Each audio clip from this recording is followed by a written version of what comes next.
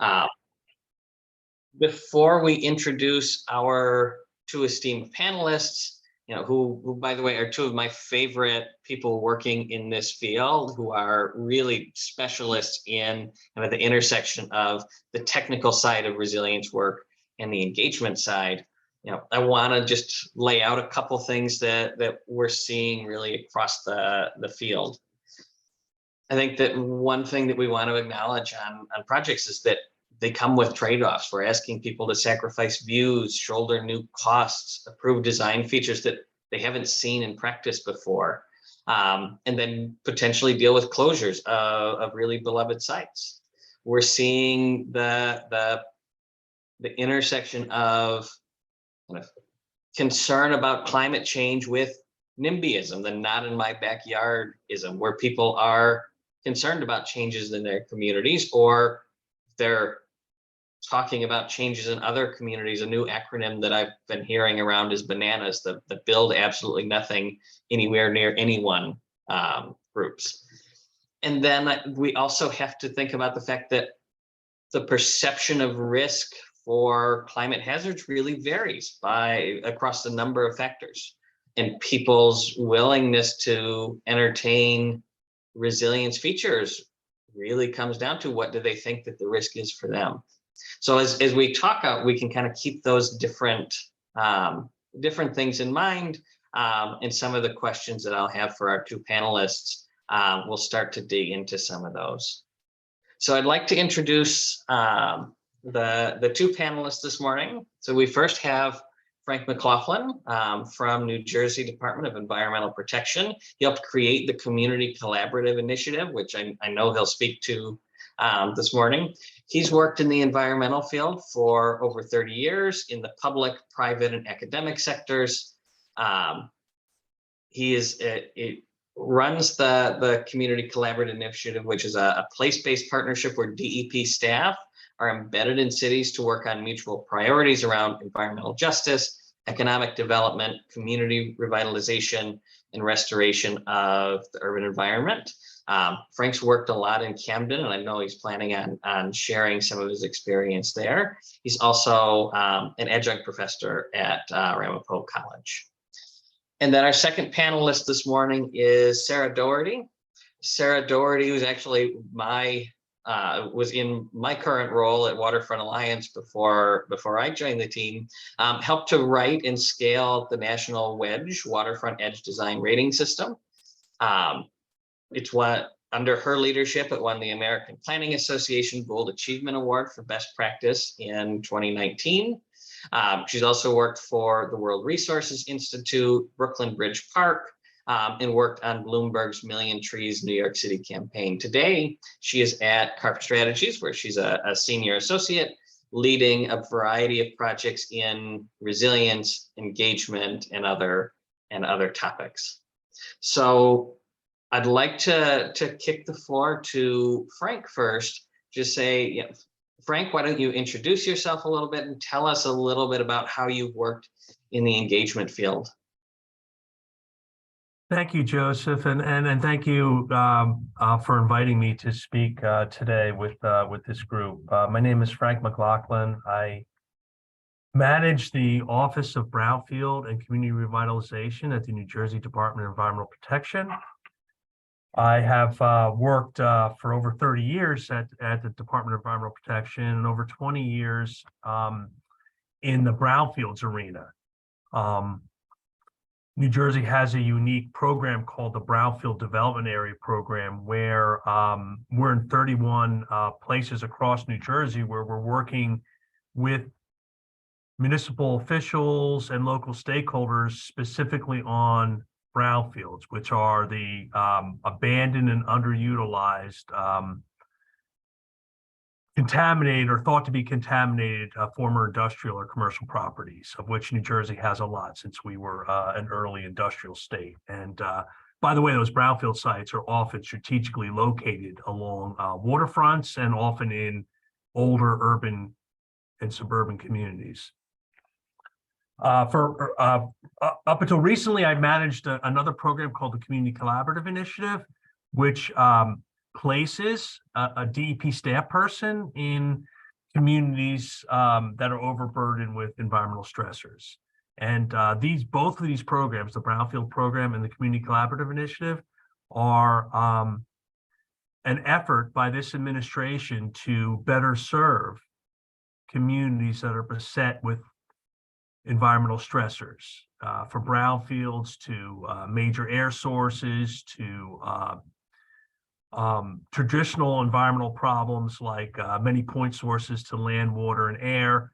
But those places are also the places we're seeing the greatest climate-related challenges.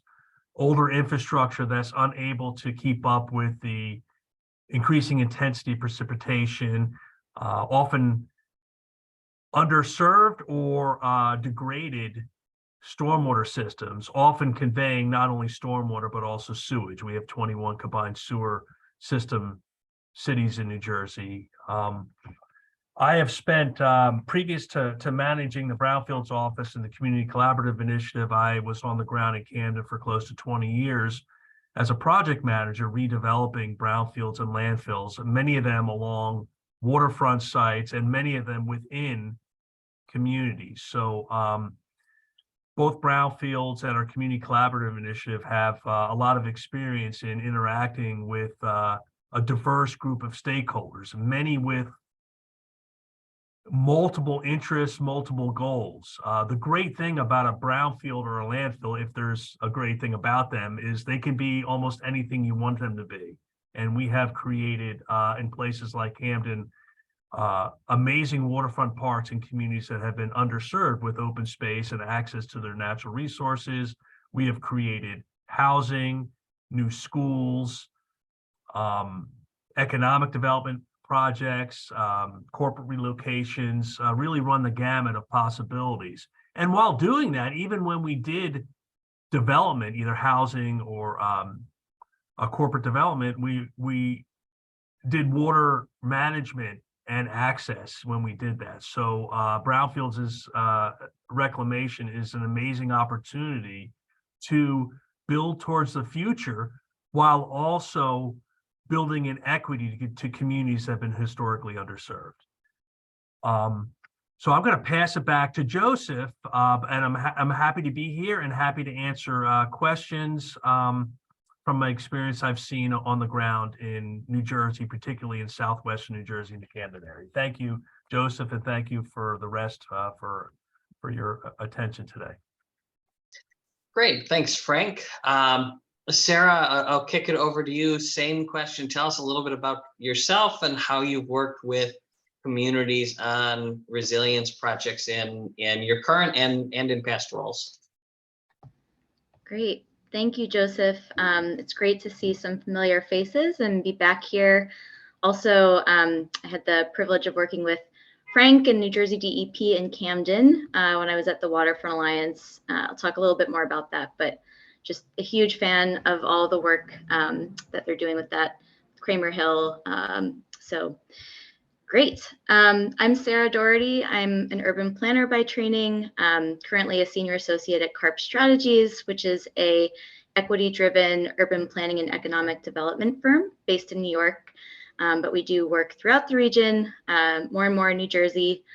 And yeah, I've been working in different resilience and sustainability capacities over the last 10 years. And since I started, have really seen those, I would say, industries change, but at the beginning, it didn't feel like they were industries. They were sort of piecemeal city initiatives. And now we have, resilience is the word that people use to define their careers and their niches. So it's been really exciting to see that.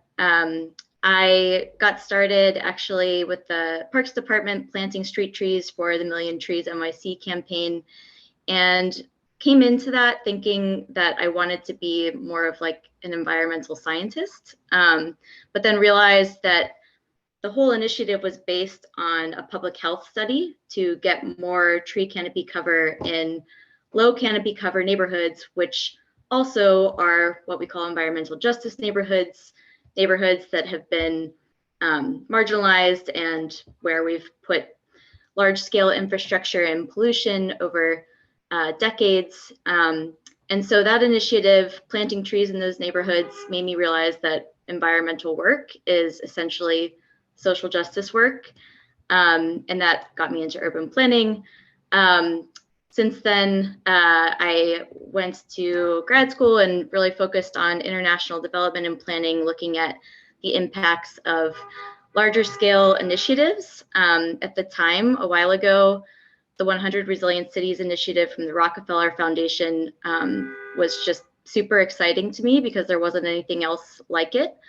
So I studied the impacts of that initiative, specifically in Indonesia, looking at waterfront communities in that were dealing with riverine flooding, which in Indonesia has been the norm for generations, but is getting worse. And so I kind of through that realized that a lot of the things I cared about really depended on understanding the technical aspects of resilience from a physical design and planning standpoint, which led me to the Waterfront Alliance and WEDGE. And it was a great opportunity at the time we got a big grant to revise and scale the original WEDGE standard into a nationally applicable standard, which really was the work of hundreds of volunteers, probably some of you on this call, to shape this standard for better waterfront design that isn't only addressing current risks, but future risks to climate change and flooding. And through that, help scale it. Now I'm at now I'm at Carp Strategies, and a lot of the work that I do is related to offshore wind. We are working with different developers to help them structure essentially their community benefits agreements. And I think the thing that I really want to focus on today is how the nature of community engagement has changed more to workforce development and really concrete economic development impacts and benefits for communities. But doing that depends on a fundamental philosophy from the people doing community engagement, that it is a technical data collection, de-risking part of the project, and it shouldn't be siloed. It's really part and parcel to any economic development strategy or any large-scale infrastructure project. And there's a huge opportunity with, the bipartisan infrastructure law and decarbonization to fix the historic wrongs of urban planning by making sure that these projects not only help address the bigger concerns of climate change, but are built in a way that doesn't continue to marginalize environmental justice communities and actually creates jobs and benefits in those same communities. So lots more to share on that. Hand it back to you, Joseph. Thank you both for kind of sharing a little bit of your background. I want to start us off with kind of the changes in the community and stakeholder engagement field in the last couple of years. So COVID kind of, it is a result of COVID, we transitioned out of like default big public open house in the middle school cafeteria where people are going and putting stickers on the map, that kind of community and stakeholder engagement. Some of it went to Zoom, some of it went away entirely. Some of it's now just going back to the big public open houses. We have a lot of smaller communities on the call. And I'm curious, like, what are some of the engagement methods that are a little kind of more non-traditional, that are outside of that default big public open house that you have seen work in practice? And maybe Sarah, if you want to take this one first.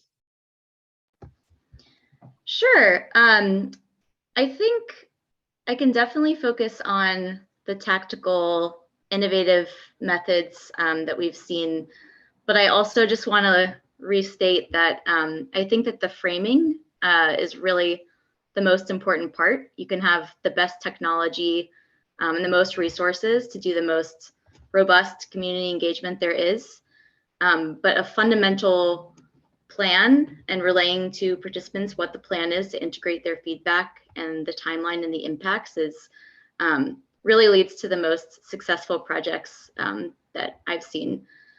So In terms of things that have worked and just the general framing messaging, at the Waterfront Alliance, we had at the time a campaign called the Wedge Pledge campaign. It rhymes. And we introduced Wedge as a tool to, in New York City, we have community boards, which are essentially volunteers who can weigh in on major land use decisions. And we introduced Wedge as a tool to advocate for waterfront development that met the highest possible standard for sustainability and resilience.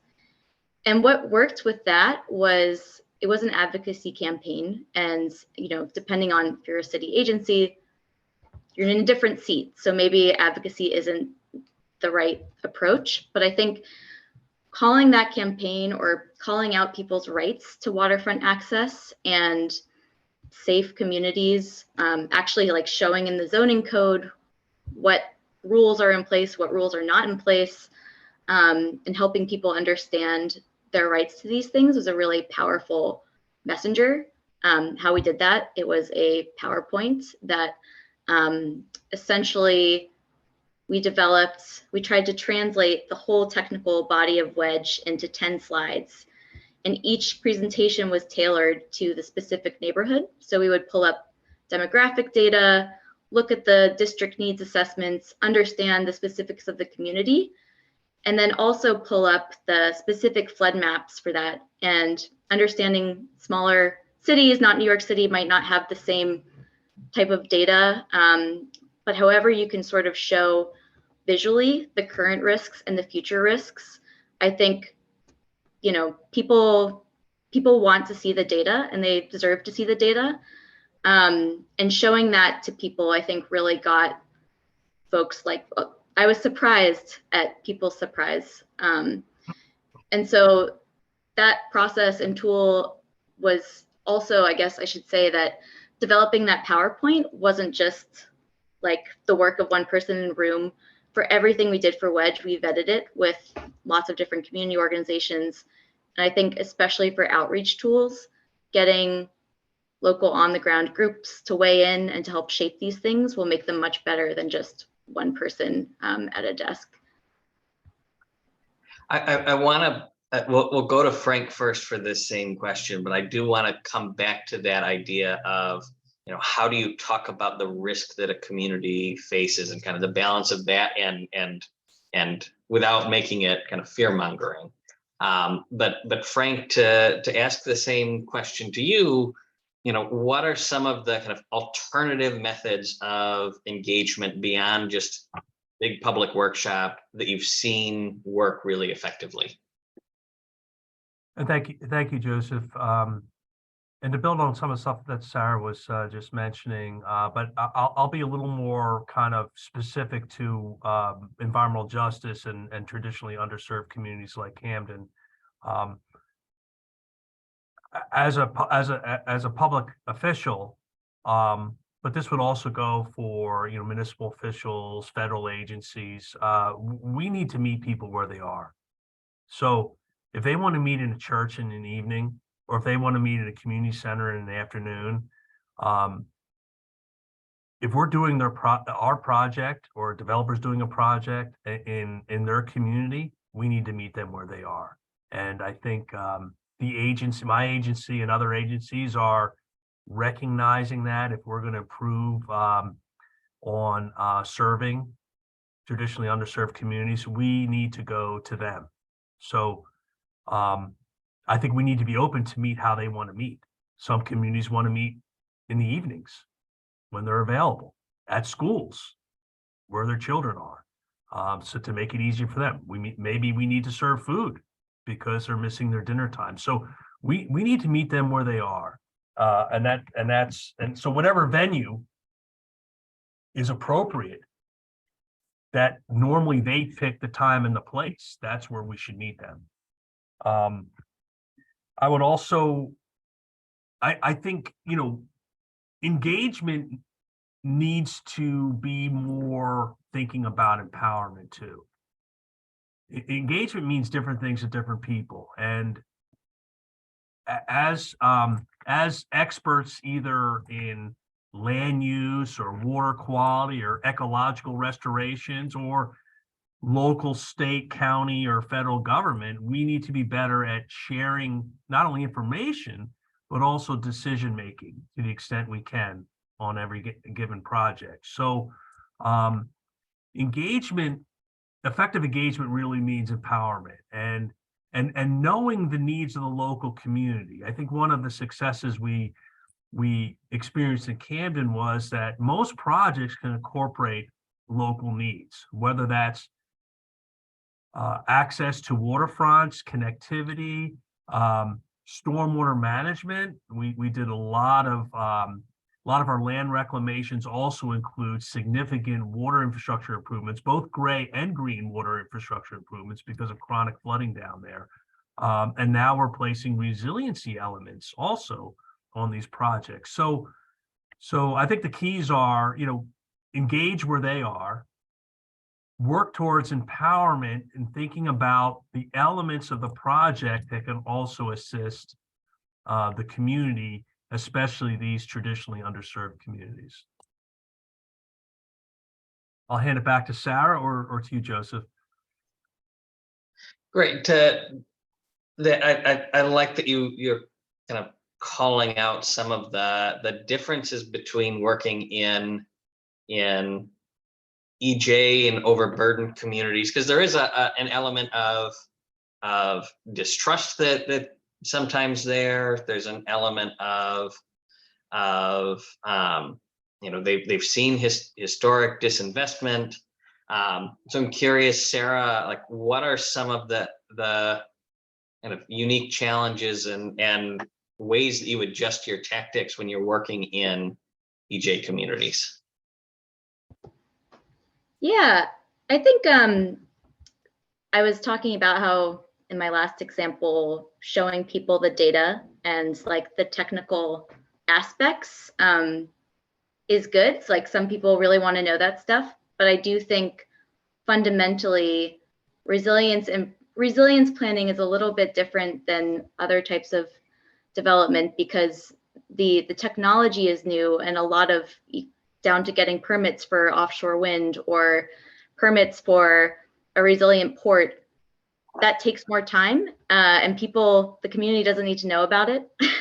That's often we sort of find ourselves in a consulting capacity, just reminding clients, if you're a community member and you go to a meeting, you want to understand what's in it for you, what's not in it for you, what the impacts are. One of the most exciting things that I think I'm seeing now, specifically with my work in offshore wind, is that when we talk about empowerment, like Frank was talking about, offshore wind development is a huge opportunity for workforce development, especially in EJ communities. And in Sunset Park, for example, which is a neighborhood in Brooklyn, sorry, my examples are more New York-based, city-based. That community has been an environmental justice community for decades, and the port used to be super active, then was run down. Now it's been revitalized with the ferry, but it's also going to be a major site for offshore wind substations and turbines. And with that, offshore wind developers are needing to basically work with community groups to understand how to develop workforce training opportunities that align with the specific needs of the industry. So offshore wind is going to be doing a lot of construction in the next 5 years. We need construction jobs, but then what do we need? We need engineers, technicians, operators to help fix the turbines, really like high skilled stuff. And so developing that curriculum and those trainings early is a means of community engagement or requires community engagement to do well. And then, another thing with offshore wind that I think we're thinking about a lot is just these turbines and infrastructure have a limited life cycle. And we really do need to be thinking longer term about how these jobs and trainings mature. We don't want, the car industry in the US leaving Rust Belt cities vacant after Ford dried up. We want to make sure that as we're decommissioning these turbines, these skills and workforce opportunities that we're planting now are transferable to other renewable infrastructure like solar or geothermal, and people have a good baseline of workforce development training. Long answer, but workforce development, wanted to plug. So one of the things that we have in that's a little unique to climate resilience projects is that it often comes with the engagement comes with the dual role of having to and wanting to provide some education to the community around climate change, sea level rise, increasing frequency and intensity of storms, providing a baseline education of risk and climate change implications. When you are trying to both focus on engagement around building a particular project and at the same time providing this kind of background education, how do you do both? Frank, you unmuted, so why don't you take it first? I think I never think I did mute probably Joseph earlier, so sorry about that. Yeah, that's a great challenge, right? I do think there has been too long a gulf between the experts at the state, federal, county levels with respect to climate change, resiliency, sea level rise, and just like in some of the traditional environmental work, maybe not enough engagement and education to local stakeholders. So I think all of us as professionals have an obligation to talk about the future as well as the current issues we're dealing with in these communities. We, in a place like Camden, people don't recognize that Camden is just as threatened as the Barrier Islands in New Jersey, and then places like Jersey City and Newark are equally threatened, right? Sea level rise and climate change is a threat to all of us, and in many instances, the urban communities are at the greatest risk because obviously population density, but their current infrastructure system is allowing sea level rises and storm surges to penetrate their communities. And we saw this terribly with Sandy, and even in minor storms. So not only are they underserved for the current climate conditions, but they're underserved for sea level rise and storm surges too. So, and when you think about wanting a broad water quality, less nutrient pollution in our great and beautiful waterways and bays and even in the Atlantic Ocean, the last drop of water we can treat coming from much of North Jersey is going to the Passaic Valley Sewage Commission in Newark, or in Middlesex County to Sayreville, or in South Jersey, 3 counties. The last chance to treat that water is in Camden. So, and we all lose if our cities aren't healthy.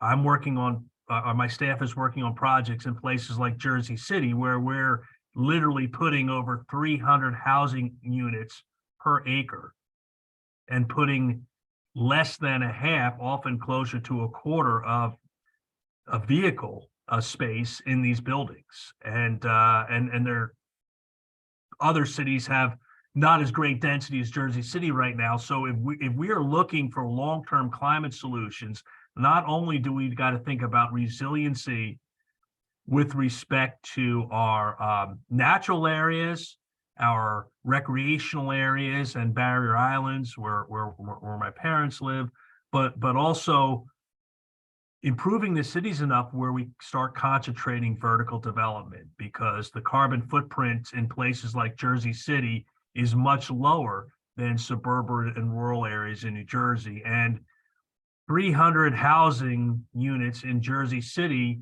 may save 300 to 600 acres in Morris County or Warren County or Somerset County. So, and also much lower vehicle miles traveled. So I want to think about, I want everybody as professionals to think about not only that the sea level is rising, that precipitation intensity is increasing, but also we should think about where people live, work, and play. And our urban communities are the places that are set for vertical development, but they're also the ones probably most challenged by the current climate-related impacts that we're seeing. I know that's a very broad answer, and I apologize for that, and happy to answer any more specifics. Sarah, what you want to take a crack from your side? Yeah, I think just a complementary view from the engagement side. I think like when we talk about fear mongering and just our role as planners to convey the risks as a way of getting buy-in for these projects, I think it's important to just emphasize that environmental justice communities have been screaming out these risks for decades, and they are risks. There are lived experiences day to day of the dangers of not doing planning well. And so I think, I just wanted to sort of contextualize that when we talk about fear mongering, one. And then the second thing is I don't think people necessarily need to understand how mid to high range warming scenarios should impact their stormwater management system, but they do need to understand how to be safe in an emergency, and what the co-benefits of these infrastructure projects are. Co-benefits like workforce development, or if you're redoing a port, creating green space or a living shoreline that also doubles as a boat launch safely for people. Kramer Hill Park is, again, one of my favorites because that was a wetland restoration project essentially on a landfill that now has a lot of programming for public space and access. And those programming opportunities were really designed and pulled out by people in the community who wanted to use the space.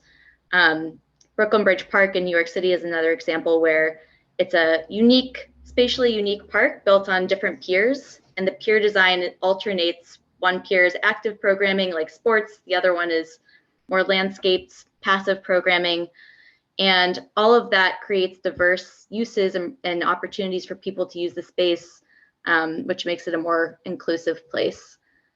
So sort of a way that's getting away from the fear mongering with data, but I just think people really care about what do these projects mean for me? What are the co-benefits? If they need to understand the risk, it's probably more short-term for how they cope in an emergency.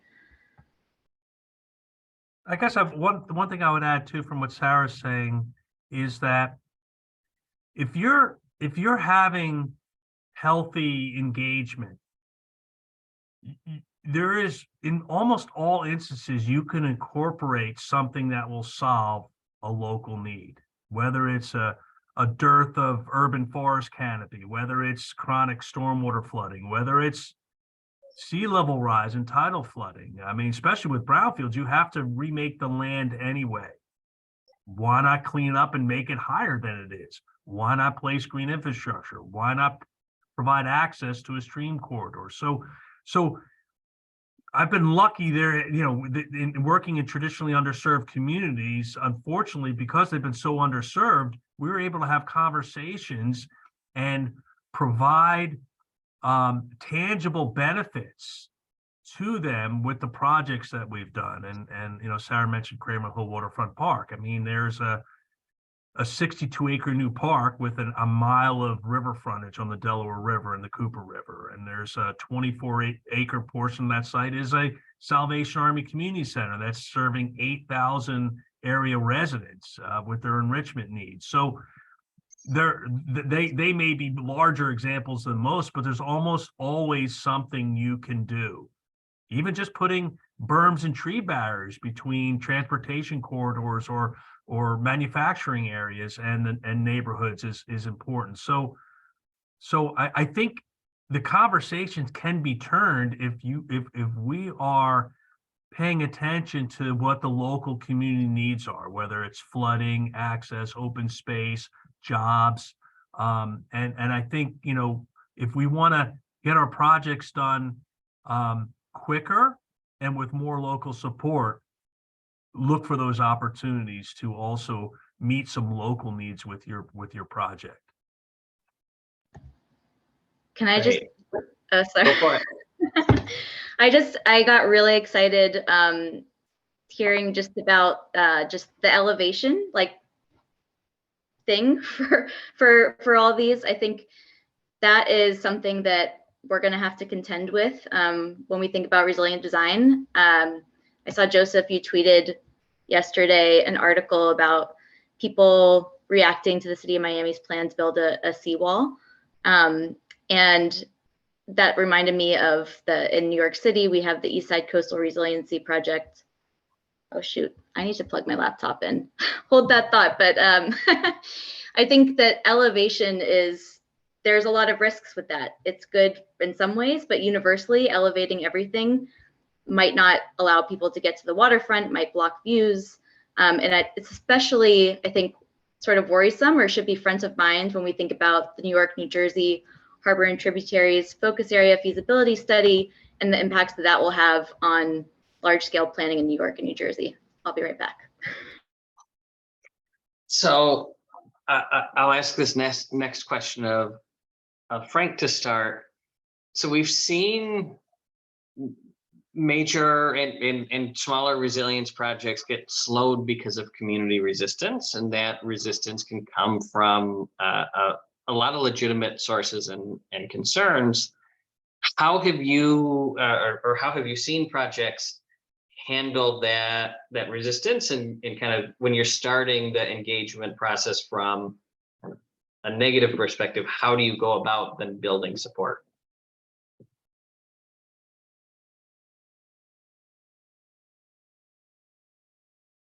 And Frank, you can take that. Joseph, sorry about that. Wow, I mean, that's wow. I think this is going to be a simple answer, Joseph, and maybe underwhelming for most, right?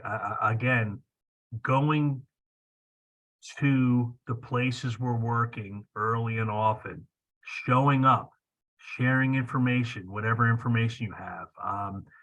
And sometimes it takes a long time to build trust in communities, and there's a lot of concerns, right? Economic displacement and gentrification on the other side of the environmental justice angle we were talking about earlier. So the simple answer really is showing up in a open-minded, engaged way. And I can tell you that, interestingly enough, in Camden, a lot of my fights were actually with my own agency and like-minded agencies when, landfill closure is not an easy activity. And the community wanted a park and the community wanted a community center. And our solid waste engineers were not too happy about stuff like that. So we had to move a landfill and recontour a landfill and stuff like that. But I really think, to build a trusting relationship, you have to go to them and you have to be transparent, sharing information as Sarah has done in her projects. That's, yeah. But I can answer specific stuff about projects if we have time. I mean, I think that sometimes the simple answer is the right one. Building trust just takes time. I have a follow-up for Sarah on one of the points that you made about the internal struggle, but I did want to, before we get to that, just say if anyone on the call has questions, feel free to drop those into the chat, and over the last 10 to 15 minutes we can make sure that some of the audience's questions get addressed too. But Sarah, Frank brought up an interesting point about, a lot of the battles were internal and a lot of the harder discussions were internal within NJDEP. You work on a lot of engagement projects. Can you talk a little bit about how the technical and design side of the project and the engagement side can integrate really well, and what works in making sure that they don't become too siloed from each other? Yeah, thank you. One of my favorite topics. I'll put it in an example from a current project I'm working on. It's building a greenhouse, the first ever greenhouse on New York City public housing property. And it's a multi-agency collaboration, as you can imagine, years worth of planning to get to this point. But the Department of Design and Construction, DDC, was able to make it its first design build project. So essentially they are both designing it and building it, which is apparently a rare thing for city agencies based on funding streams and different technical capacities. So DDC is super excited. It's a great project. Under DDC, there's the New York City Housing Authority to liaise with us. There are several different consultants. There's the construction consultant, the landscape architect, the architect. There's CARP Strategies, that's the community engagement consultant. And we're all working together to get this greenhouse built. A major takeaway from this project so far is timelines, especially for city projects, are so long. DDC did a public workshop a year ago announcing this amazing project. CARP Strategies, myself, led a public workshop a few weeks ago, reintroducing the project, giving people an update on the designs. People had totally forgotten. Most of the people in the room weren't at the initial meeting, had no idea what was going on. And the purpose of the workshop that we recently led was to get input on people's thoughts around food justice, what kinds of cooking classes or programming they would want to see happen in the greenhouse. But a lesson learned there was that in introducing the project, we did a PowerPoint at the beginning, and the landscape architect spent a lot of time showing them the renderings, the designs, showing them the data like I talked about earlier. And I think that got people thinking that they were going to be able to weigh in on really specific aspects of the design. So a lesson learned for us was just tell people before the event why they're there, like why are you engaging them? Why are they spending their time doing this? And then make it clear how you're going to use that information into the project.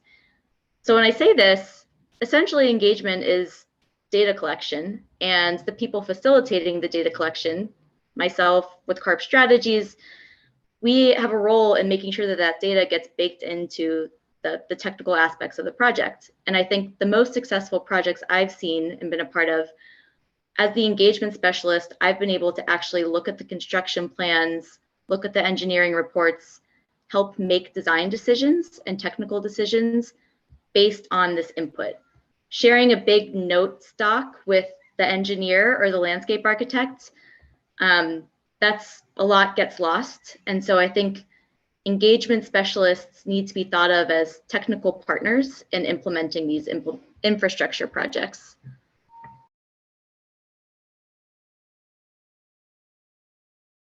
That's a great point. So while people are adding their questions to the chat, there was a comment in from Dennis about kind of in a number of communities, kind of retreat from flood zones is actually really problematic from a tax-based perspective. I'm curious, given that managed retreat is a very touchy subject with a lot of communities, and there's often a lot of concern that the government's going to make me move, and that's a very, very legitimate concern for that if you think that's what's going to happen, you should be concerned about that. How have you seen kind of engagement around managed retreat work? I can answer that, Joseph. I can tell you in the communities I've worked in, or my staff and colleagues have worked in, Jersey City, Newark, Bayonne, Camden, Perth Amboy, Woodbridge, no one's talking about managed retreat at this time. We are thinking about resiliency. We're thinking about elevation. We're thinking about preventing, tidal surges. So, so there's not, and I do not work in the more rural and natural areas of New Jersey. And I know there are conversations around in the Delaware Bay on managed retreat that I'm not involved in. But I think after Sandy, you saw a new thinking about resiliency and the impacts of climate. But I think the response was largely, armoring our sand dunes and our barrier islands. And, there's a project in Hoboken and Jersey City and the Meadowlands with respect to some walls. We're having conversations with these same cities about, future elevation, and the newer parts of places like Jersey City are going to be higher than the existing street grid. So I can allay people's fears, at least for the near term, and at least in the urban landscape that I'm working in. We're talking about resiliency, elevation, armoring, and not about managed retreat.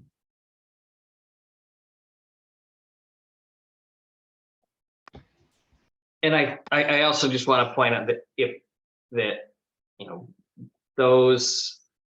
while those conversations aren't happening often, I think a lot of states are actually looking at New Jersey, particularly the Blue Acres program, as this is the leader in the field. So it's kind of interesting to hear you say like how infrequently those conversations happen when they are, from what I have seen, so much more prevalent in New Jersey than anywhere else. We're to give a quick plug for the Waterfront Alliance conference that'll be coming up on May 8th to talk about the region's waterfronts.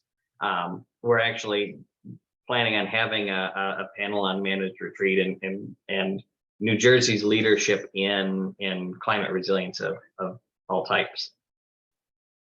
Yeah, and again, Sarah, I'm not. Yeah, it's an area I work with the Blue Acres program because they do work in urban areas, and there has certainly been buyouts in places like Sayreville, Woodbridge, which are kind of urban, suburban, more suburban.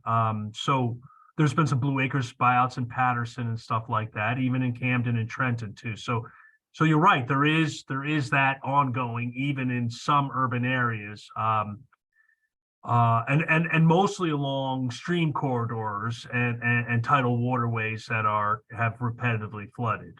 So it is part of the conversation. But I tell you that the planners and municipal officials I'm working with in the cities that I mentioned are talking about elevation, resiliency, and armoring.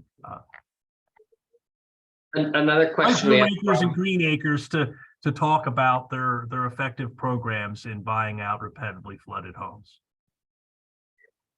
One of the other questions we got from the audience is that, Sarah, you referenced that city projects, and we could extend this to any municipal, state, or federal project, it seems, the project timelines are really long.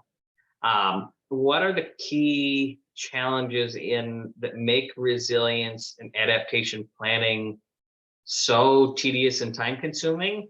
And given the urgent need to protect communities from climate change and from looming future storms, how do we accelerate that process? I have no idea how to answer that. Just because I think we have to fix, federal policy and culture wars to really do that. But trickling down to a more practical level, I think this isn't exactly I'll answer the how do we accelerate, which is sort of a plug for Wedge, but basically just making sure that you're engaging early and well so that you can get through public approvals processes without surprising people or letting people down, making sure that you're designing with resilience and sustainability in mind so that you can get your environmental permits faster. All of that kind of good technical practice has a real return on investment when you think about reduced permitting times. And then just in terms of sort of an often unintended consequence of these really long timelines for resilient infrastructure projects, again, referring to the East Side Coastal Resiliency Project in New York City, that project has had many fits and starts, but a big lesson learned was that the city really needed to be transparent about the different technical changes that were happening, because the community originally weighed in on a plan that then got scrapped because it wasn't technically feasible or other reasons. But and people were really let down and confused. And I think just transparent communication throughout always pays off. So that's just a strategy for dealing with the inevitability of long timelines. I would add, Joseph, forums like this, wedge guidelines, right? Getting information out there, whether it's about design or the climate change coming, is one. The second one, it might be actually the most important one, is actually doing these resiliency projects, showing that it's possible. I remember 12 years ago or so, we did a rain garden project on a brownfield site, a gas station in Camden. Well, now we're over 60 rain gardens just in the city of Camden. No one thought it was possible to do green infrastructure on a brownfield site, and so there's some amazing living shoreline projects going on around the state and in New York, right? From saltwater oyster systems to we're doing a freshwater mussel system just right in front of the largest wastewater treatment plant in South Jersey, Camden County Municipal Utilities Authority. Putting freshwater mussels in, like oysters, that will go up with sea level to help us protect the hardened shoreline with a soft, flexible, growing, biological resilient shoreline, right? So doing these projects and showing that it's possible is extremely important. So having forums like this, wedge guidelines, having our experts interact with communities to get the first project done, the first tough, resilient project done, really helps in success going forward into the future. Great. Well, we have just 1 minute left, so I want to point out there is a link to an evaluation form in the chat. Encourage everyone to fill that out. I want to thank the panelists, Sarah and Frank, for you sharing some wisdom and insights today. We also have a few links from NJCRC. If you're interested in signing up to become a partner of the collaborative, there's a link for that in the chat. You can also find a link to previous coffee chats. And then the website nj-crc.org is also in there. Make sure you fill out that evaluation form. But Sarah and Frank, thanks so much for your time today. Thanks, Joseph and all. Great to be here. Thanks again. All right. Well, thank you everyone for joining. We've hit 12 o'clock, so that's our time slot today. Thank you all for joining, and we look forward to seeing you on the next NJCRC Coffee Chat.